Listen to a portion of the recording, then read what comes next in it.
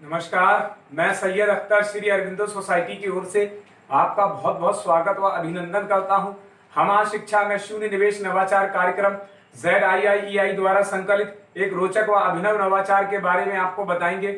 हम इनोवेटिव पाठशाला के अंतर्गत NCERT के प्राइमरी सेक्शन के कक्षा 5 की पर्यावरण अध्ययन की पुस्तक आसपास के पाठ 10 बोलती इमारतों के नवाचार अभिनव शिक्षण तकनीक की गतिविधि थीम आधारित उपस्थिति का इस वीडियो में क्रियान्वयन करेंगे। हम आशा करते हैं कि आप इस वीडियो को देखने के उपरांत इस नवाचार तकनीक को अपने विद्यालय व कक्षा में अवश्य लागू करेंगे। इस पाठ को ZIIEI के कई नवाचार गतिविधियों से पढ़ाया जा सकता है, परंतु आज हम इसे थीम आधारित उपस्थिति से समझेंगे।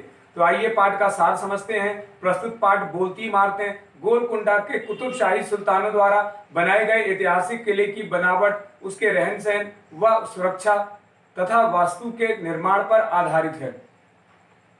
नवाचार की नवीनता के अंतर्गत थीम आधारित उपस्थिति एक ऐसा नवाचार है जिसमें कि छात्रों की उपस्थिति दर्ज कराने का अनोखा तरीका अपनाया गया है, जिसमें पाठ से जुड़े हुए शब्दों, वाक्यों व चित्र आदि को रोल नंबर के स्थान पर बोला जाता है, जिससे कि पुनः अध्ययन के द्वारा पाठ को लंबे समय तक याद रखा जा सकता है। इस नवाचार की क्रियान्वयन प्रक्रिया के अंतर्गत शिक्षक पढ़ाए जा रहे पाठ की अवधारणा के पुनः अध्ययन के लिए दैनिक उपस्थिति के समय रोल नंबर न बोलकर पाठ से संबंधित ऐतिहासिक इमारतों वाले शब्द बोलकर छात्र अपनी उपस्थिति दर्ज कराते हैं।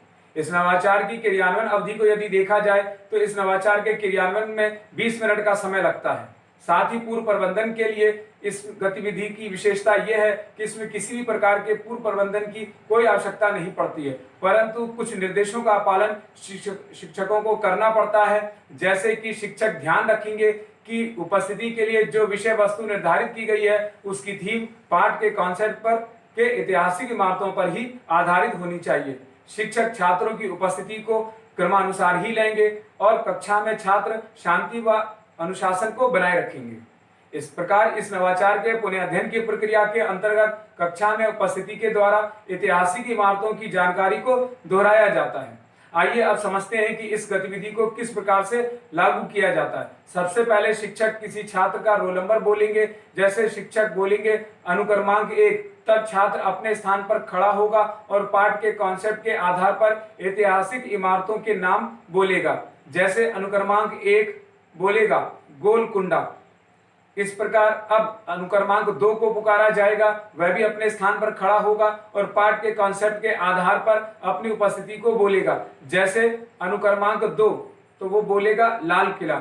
इस प्रकार शिक्षक एक एक कर सभी छात्रों के रोल नंबर को पुकारते हैं। सभी छात्र अपने अपने क्रमानुसार पाठ के कॉन्सेप्ट के आधार पर उपस्थिति को दर्ज कराते हैं। इस प्रकार शिक्षक थीम आधारित उपस्थिति के आधार पर पाठ बोलती इमारतों का पुनः अध्ययन आसानी से करा लेते हैं। निष्कर्ष रूप में कहा जा सकता है कि थीम आधारित उपस्थिति से सीखने के अनेक परिणाम प्राप्त होते हैं, जैसे विभिन्न उद्देश्यों के लिए अपनी भाषा और स्कूली भाषा से बातचीत करना, प्रश्न पूछना, निजी अनुभवों को साझा करना व तर्क आदि देने की समझ विकसित होती है। साथ ही साथ वर्णमाला, अक्षर, ध्वनि को पहचानना, उनको पढ़ना लिखने के साथ साथ अभिव्यक्त करने की क्षमता भी विकसित करते हैं तथा अपनी भाषा को बोलने की समझ और भाषा की बारीकियों को ध्यान देते हुए बात कहने की समझ को भी विकसित करते हैं। इस नवाचार में PRT अनुपात का तो ध्यान रखा ही गया है, साथ ही साथ NCF 2005 के उद्देश्यों का भी ध्यान रखा गया है। यह नवाचार विशेष आवश्यकता वाले बालकों के लिए भी उपयोगी है।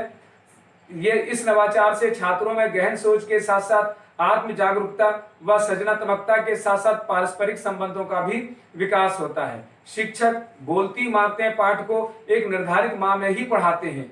इस प्रकार इस नवाचार से छात्र अभिनव शिक्षण तकनीक को समझते हैं और कहा जा सकता है कि यह नवाचार वास्तव में एक अभिनव नवाचार है। यह नवाचार आपको कैसा लगा हमें जरूर बताएं। हम ऐसे कई दिलचस्प नवाचार आपके लिए लाते रहेंगे। आपसे अनुरोध है कि आप हमारा YouTube चैनल सब्सक्राइब जरूर करें। अगर आप इस वीडियो को Facebook पर देख रहे हैं तो हमारा Facebook पेज लाइक करना न भूलें। नीचे दिए गए लिंक पर जाकर इनोवेटिव पाठशाला ऐप को भी डाउनलोड कर सकते हैं। इस वीडियो को देखने और लाइक करने के लिए आपका बहुत बहुत धन्यवाद।